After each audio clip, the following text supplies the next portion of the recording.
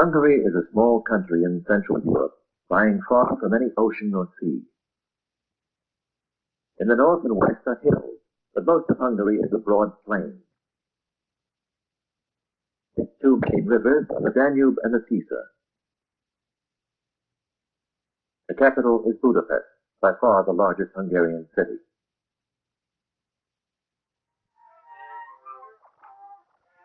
About 80% of the land in Hungary is good for farming. On the slopes of the hills are many vineyards and different kinds of fruit trees.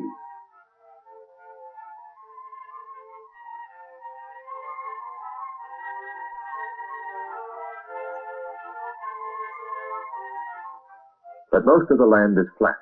Its soil is excellent for raising wheat and corn. The flat land in the east is called the Great Hungarian Plain, or Puszta, the breadbasket of Hungary. Numerous rivers provide water for irrigation. The Danube and the Tisza are entirely navigable and are the nation's chief trade routes, linking her with her neighbors. Today, Hungary has a communist government. The state owns most of the national wealth and controls most activities. Many farmers no longer work as individuals, but as part of a team on large state farms. Groups of farmers own and operate mechanical equipment on large land areas and produce more than the same number of individuals could by working separately on small farms.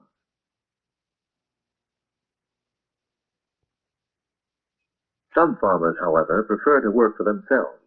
The government discourages this by limiting the amount of land they can own and by making it difficult for them to market their produce. Like most countries of Central Europe, Hungary is changing from an agricultural to an industrial nation. Her industry is growing rapidly. Hungary is one of the world's leading producers of bauxite, the raw material for aluminum. All natural resources, the ores and minerals, are state-owned, as are the factories that do the processing. This means that the government has to plan how much ore shall be used, how many plants shall process it, and how it shall be moved from place to place. By rail, by river barge, or by truck. During World War II, Hungary lost many of her buildings. Today she is rebuilding as fast as she can produce the necessary materials.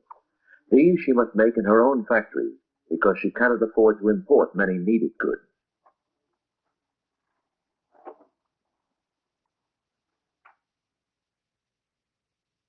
Top-level plans for national development are drawn up in Budapest in the old Parliament building.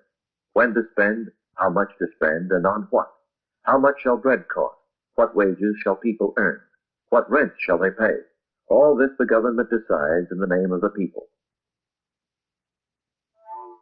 What effect does this have on the people?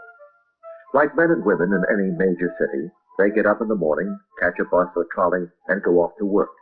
The state may own their apartments, or their means of transportation, or the office buildings where they work, or the stores where they shop, or the restaurants where they eat.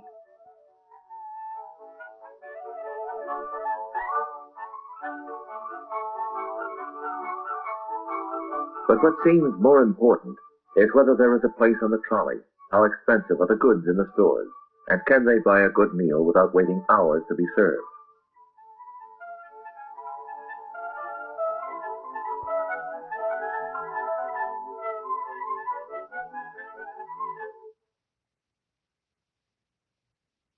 Among the many citizens of Budapest is Susan Farkas.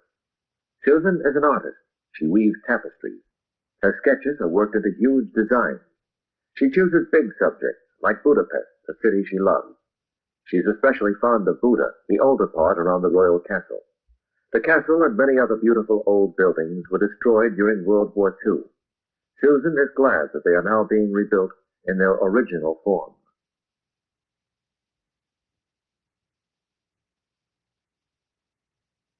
A nation's past is important and should not be forgotten.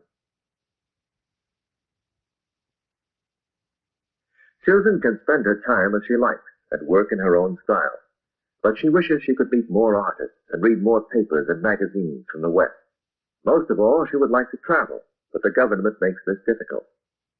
However, life is not completely government planned or dominated. A ticket in the lottery holds out hope for a pleasant surprise, and a small city market provides a chance for some private trading.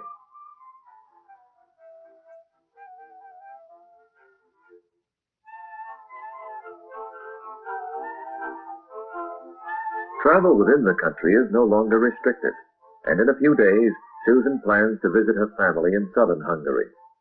She would like to take some small presents. Her mother likes lace, but Susan doesn't like modern folk art. It is mostly made by machine now, and the spirit has gone out of it.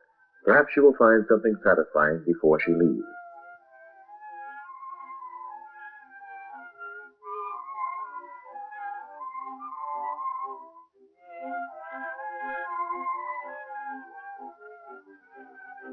Susan must let her family know she is coming. She uses a public telephone because she is still on the waiting list for a private one. In Hungary, people have to do a lot of waiting, whether for a telephone, a car, or an apartment.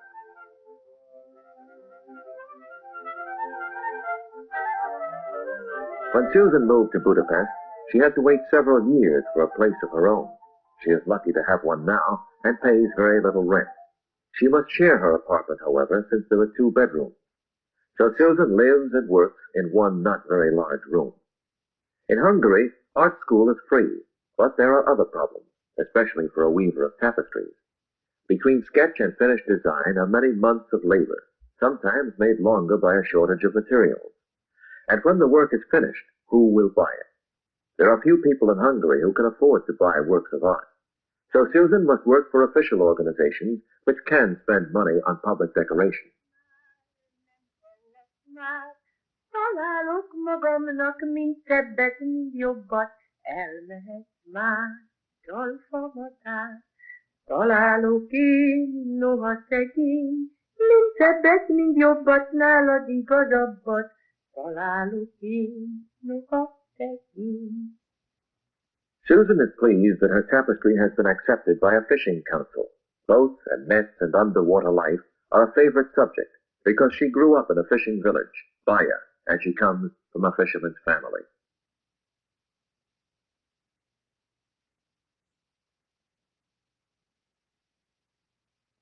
This is the village of Baja on the Danube.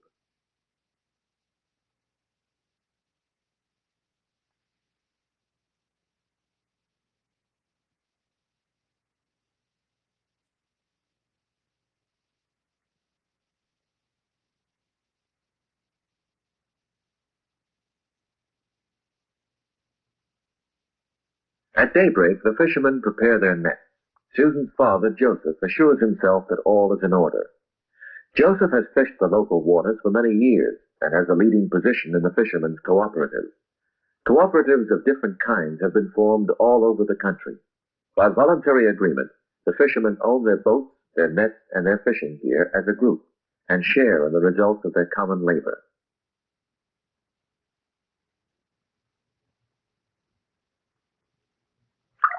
The Baja fishermen still fish as their forefathers did, with fish pot and net.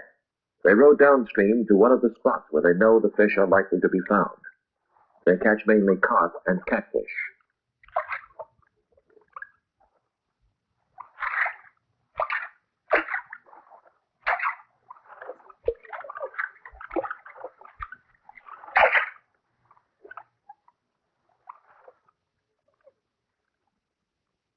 Today they are in luck. They pull in a 40-pound catfish.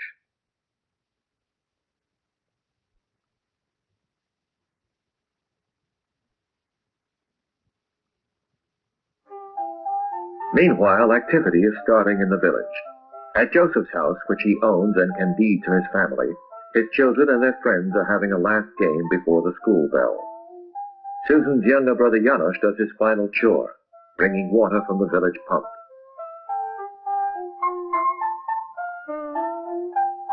Susan's mother chops wood for the kitchen stove.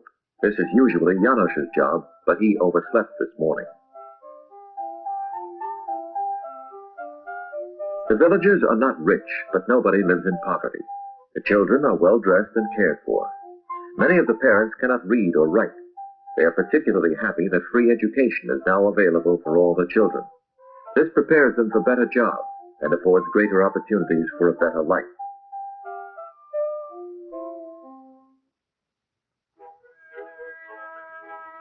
Since there is no running water in the houses, everyone must use the village pumps.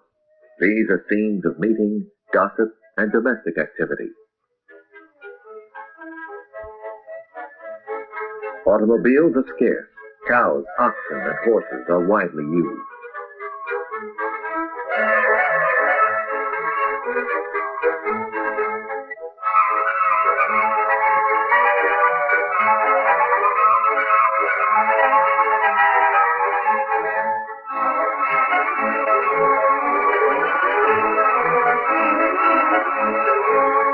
Children goes to the market.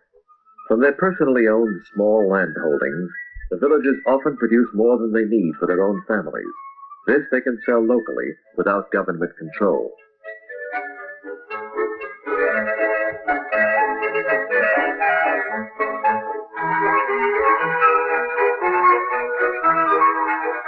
At the dock, Joseph sells fish, not as an individual, but as a member of the cooperative. The co-op uses the money to pay wages to the fishermen and to invest in enterprises such as this button factory.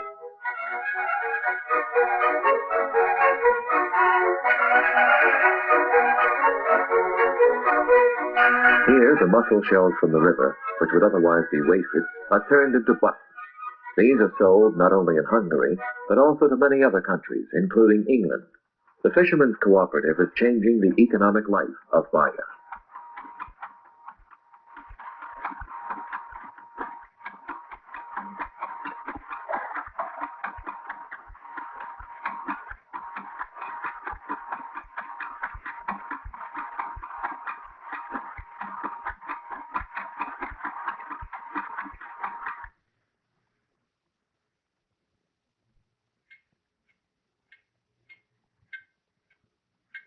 Hungarian children may learn English in the upper grades. They must learn Russian. But naturally they prefer Magyar, their own language, unrelated to any other in Europe except Finnish.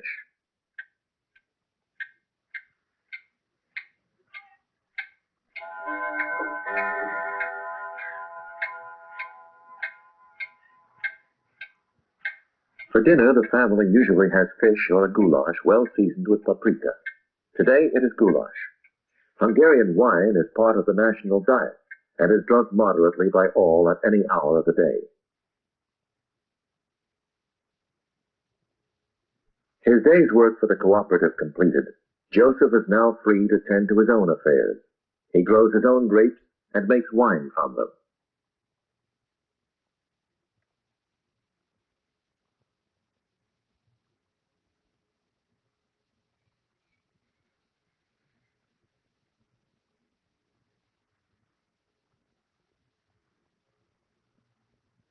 Everyone eats a lot of bread made from the wheat grown on the Hungarian plain. Today, bread is generally bought at the bakery rather than made at home.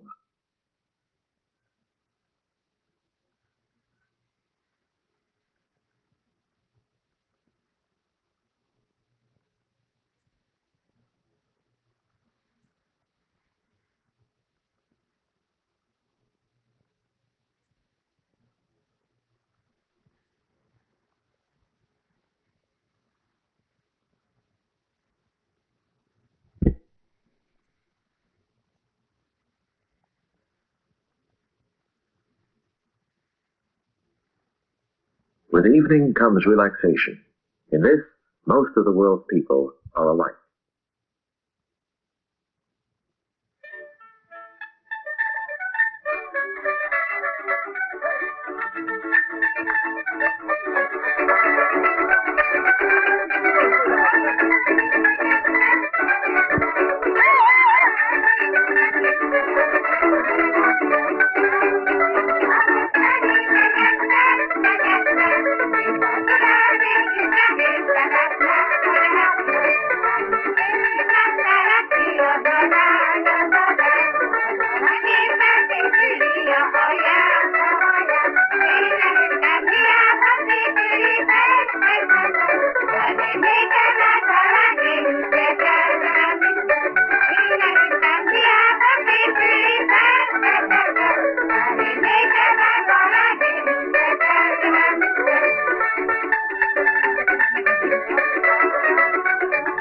In country and town, life in Hungary is changing rapidly. A strong national past suggests a strong national future.